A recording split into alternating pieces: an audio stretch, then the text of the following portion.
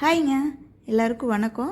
இன்றைக்கி ஒரு சப்ஸ்கிரைபர் வந்து அந்த தக்காளி குழம்பு நான் போட்ட வீடியோவில் வந்து இட்லி ரெசிபி கேட்டிருந்தாங்க. நிக்கிலா அவங்களுக்கான வீடியோ தான் இது. எல்லாத்துக்கும் தெரிஞ்சது தான், நான் என்னோடய ஸ்டைலில் செஞ்சு காட்டுறேன். இதை வந்து எங்கள் ஊரில் வரக்காப்பின்னு சொல்லுவாங்க. நீங்களே என்ன சொல்லுவீங்கன்னு சொல்லுங்கள். இப்போ போயிடலாம் ரெசிபிக்குள்ளே.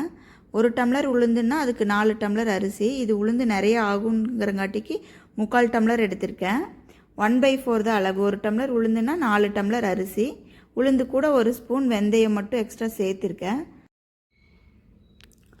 அரிசி எடுத்துகிட்டு நல்லா கழுவி ஒரு 4 மணி நேரம் ஊற வச்சுக்கணும்.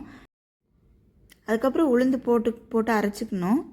உளுந்து வந்து குறைஞ்சது ஒரு 40 to 45 மினிட்ஸ் நல்லா கிரைண்ட் ஆனால் தான் ஃப்ளஃபியாக வரும். ஐஸ் வாட்டர் மட்டும்தான் யூஸ் பண்ணேன். நல்லா தெளித்து தான் நான் வந்து இதை கிரைண்ட் பண்ணேன். ஃபுல்லாக ஊற்றக்கூடாது, தெளிச்சிடணும். அப்புறம் அரிசி வந்து இந்த கன்சிஸ்டன்சியில் எடுத்துட்டேன். ரொம்ப கெட்டியாக இருக்கக்கூடாது, ரொம்ப தண்ணியாகவும் இருக்கக்கூடாது. இந்த கன்சிஸ்டன்சியில் எடுத்துட்டேன். உப்பு போட்டு ஓவர் நைட் வச்சிட்டோம்னா அடுத்த நாள் இந்த மாதிரி இருக்கும். நான் இந்த மாதிரி தான் செய்வேன். நல்லா இட்லி சாஃப்டாக நல்லா வரும். உளுந்து ஆட்டும்போது தான் குறைஞ்சது 45 மினிட்ஸ் ஆட்டினா நல்லா வரும். நீங்களாம் எப்படி செய்வீங்கன்னு சொல்லுங்கள்.